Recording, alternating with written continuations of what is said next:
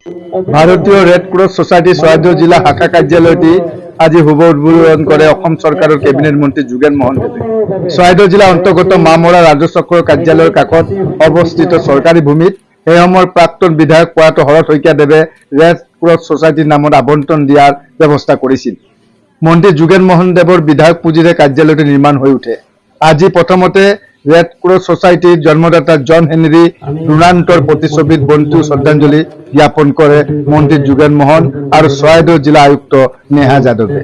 নাৰিকল ফুটাই আৰু ৰঙা ফিতা কাটি কাৰ্যালয়টি শুভ উদ্বোধন কৰা হয়।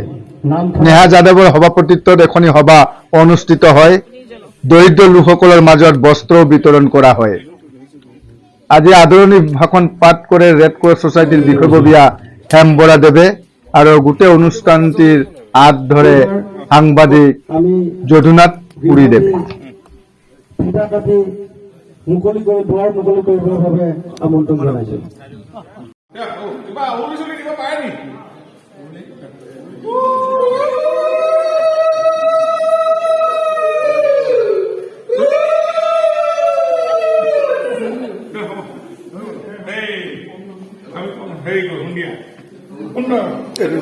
Bathroom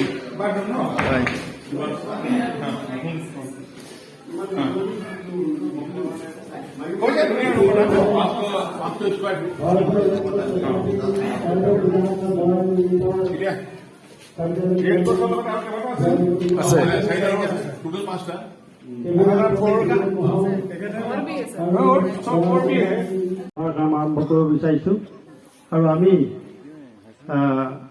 সৰ্বপ্ৰথমতে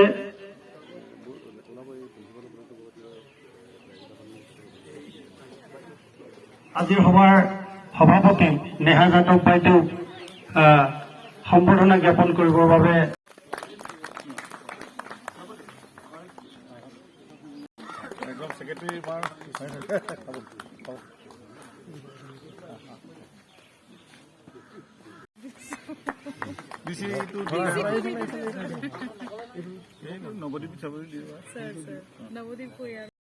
Indian red cross society के भीतर जिखिनि आमार वॉलंटरी काम होई थाके মই আগতে পাইছো আমাৰ ইয়াত যিখিনি বানপানী হৈ থাকে তাত বহুখিনি ভলেণ্টিয়াৰ্ছ আমাক হেল্প কৰে। চ' ডিজাষ্টাৰ মতে যিখিনি আমাৰ ইয়াত হয় ধুম যিখিনি হয় ইয়াত তাত মই দেখিছো বহুখিনি আমাৰ ৰেড ক্ৰছ ছ'চাইটিৰ ফালৰ পৰা বহুখিনি কণ্ট্ৰিবিউশ্যন হয়। আজি বি এইটো প্ৰগ্ৰাম পিছত কিবা ৰিলিফ ডিষ্ট্ৰিবিউশ্যন হ'ব। জাষ্ট ভলেণ্টাৰী এক্সাৰচাইজ या ডিজাষ্টাৰ में ही रिस्पॉन्स ना থাকে স্যাৰ আমাৰ ৰেড ক্ৰছ ছ'চাইটি বহুখিনি যিখিনি আমাৰ বহুত এমাৰ্জেঞ্চি কাৰণে কিবা ব্লাড দিব লাগে এইটো ব্লাড এৰেঞ্জিং কৰিব লাগে এইটো কাৰণে ৰেড ক্ৰছ ছ'চাইটি বহুত পপুলাৰ বহুত আগবাঢ়ি আহিছে। আৰু স্যাৰ ওভাৰ द टाइम এনেকুৱা হৈ থাকে কি we train the volunteers disaster में they become a big help এমাৰ্জেঞ্চিও বহুত হেল্প কৰে আৰু লাহে লাহে আমি এনেকুৱা প্লান কৰি আছো কি যিখিনি আমাৰ ভলেণ্টিয়াৰ্ছ ইয়াত আপদা ভলেণ্টিয়াৰ্ছ যিখিনি আমি ট্ৰেইনিং কৰি থাকো we can take the volunteers from this society also. Sir মই দীঘলীয়া নাকো আমাৰ ইয়াত কৈছিলে যে মই এটা লাইনে মাত্ৰ তেওঁ পাৰ্লিমেণ্টত পাছ কৰিছিলে এই যে আমাৰ PMDSY গাঁৱৰ মানুহেও পকা ৰাস্তাত খোজ কাঢ়িবলৈ পাব লাগিব। এটা লাইন পাছ কৰি দিয়াৰ লগে লগে এইটো গোটেই ভাৰতবৰ্ষত এতিয়া যিমান পকী ৰাস্তা হৈ আছে অটল বিহাৰী বাজপেয়ীৰ দিনতে হৈছিলে PMDSY প্ৰধানমন্ত্ৰী গ্ৰাম চড়ক যোজনাটো। ঠিক সেনেকুৱা ধৰণৰ এটা লাইনতে আজি দেশৰ কোটি কোটি 300 কোটি মানুহৰ গোটেই ভাৰতবৰ্ষত উপকাৰ হৈছে। কিন্তু আমি 50,000 মানুহ NGOৰ যোগেদি সহায় কৰিব পাৰোঁ। কিন্তু সেইকাৰণে ভাল পলিটিচিয়ান মানুহ যিখিনিয়ে এনেকুৱা ধৰণে আহিব লাগে ইউথ ৰাইজৰ কাৰণে চিন্তা কৰা ভাল কাম কৰিবলৈ বিচৰা মানুহখিনিহে ৰাইজৰ পলিটিক্সত আহিব লাগে। গতিকে এনেকুৱা ধৰণে আমি এই ৰেড ক্ৰছ ছ'চাইটিৰ এনেধৰণৰ সংবিধানত নিয়ম নীতিবিলাক কঠোৰ হৈ আছে ভাল হৈছে। কয় এছামে ক্ষমতাৰ কাৰণে কয় এছামে ৰাইজৰ কাৰণে কয়। সেই ৰাইজৰ কাৰণে কাম কৰাখিনি ইয়াতে মেম্বাৰ হ'ব পাৰে যিখিনিয়ে সদায় ৰাইজৰ কাৰণে চিন্তা কৰে। তেনেকুৱা ধৰণে ইয়াতে সুবিধাবাদী মানুহ সোমাই অনুষ্ঠানটো যাতে ধ্বংস নহয় সেইকাৰণে এই বাইলখন ষ্ট্ৰিক আছে। মই ভাল পাইছো এনেকুৱা ষ্ট্ৰিক বাইল থাকিব লাগে। আমাৰ অটল বিহাৰী বাজপেয়ী কৈছিলে যে আমি NGO বিলাকে বহুত কাম কৰি আছে আৰু NGO বিলাকে যেতিয়া কাম কৰে তেওঁলোকে 10,000 মানুহক 20,000 মানুহক 50,000 মানুহক কাম কৰিব পাৰে। কিন্তু কোটি কোটি মানুহক কাম কৰিবলৈ হ'লে পলিটিক্সত আহিব লাগে। বুলিতো কৰিলেতো লগ নহয় আৰু গতিকে সেইকাৰণে খালি অকণমান ধৈৰ্য ধৰিব লাগিব আৰু চিষ্টেমটো গভৰ্ণমেণ্টৰ থাকে আমাৰো অলপ সময়ো দিব লাগে আৰু ক'ৰ পৰা কেনেকৈ মেনেজ কৰিব লাগে মেনেজটো কৰিব লাগিব নহয় জানো। মেনেজ কৰোঁতে অকণমান টাইম লাগি যায়, সেইখিনিলৈকে ধৈৰ্য ধৰিলে হৈ যাব। সকলো শুভেচ্ছা জনালোঁ।